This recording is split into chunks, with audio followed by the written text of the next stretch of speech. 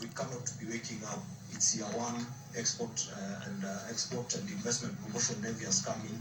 Now we are talking about the core levy. So what will we be talking about next year? So that lack of the national tax policy and alignment of that to international best practice is what is actually the biggest concern. Government for now should be focusing on cutting expenditure. There's no point of growing our budget from 3.4 trillion to 4 trillion.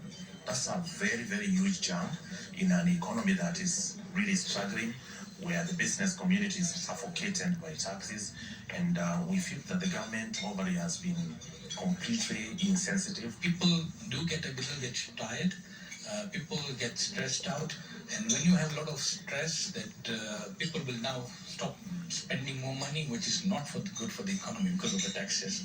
So I think we need to look for a way where we can put more money into the 1 inch, as I said, so more money gets circulated, businesses can make money, businesses can grow, so we can create employment. We create employment, we get more PMI out of it.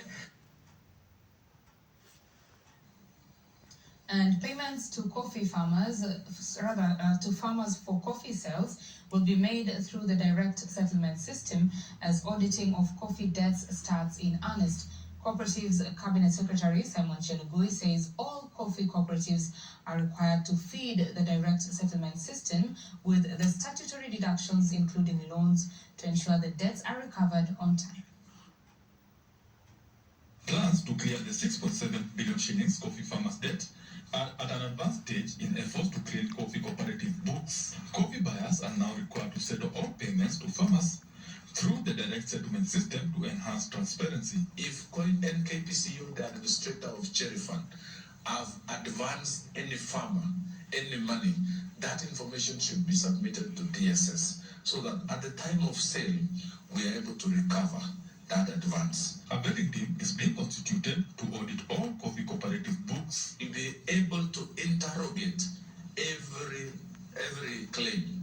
If you have any loans, we will want to check whether you had borrowing powers. If you have any supplier to settle, we will want to confirm the supplier is happening. In the meantime, coffee cooperatives are required to seek clearance from farmers and the government before taking out new loans. All loans issued or borrowed by societies must have received borrowing powers prior to seeking and soliciting for these loans. I've seen them. Solutions to local needs and priorities without harming the environment. Maine is urging entrepreneurs to ensure their ventures are well packaged to appeal to investors looking for long-term investments.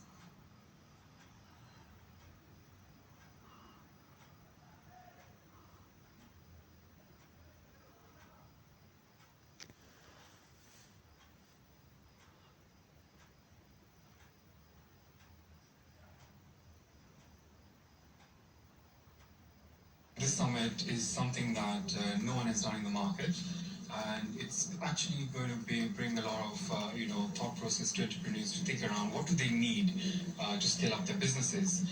I mean, you can have money, but if you don't have the right governance structures, then it becomes very difficult to scale up your business. It starts at the very early stages. It really how we train our entrepreneurs. It goes back to our institutions of learning. Are we training entrepreneurs? Are we preparing them for a future where they will have to innovate, come up with new ideas that address our social economic challenges? For them to be able to have a conversation that will help them in accessing that funding, they require a lot to be done, especially on the policy side, to help them drive processes and systems internally to get the capital they so much need to scale up their businesses. And that is the business news this evening. Bernardo Kumu is standing by with the latest in sports. My name is Betty Kiptum. Good night.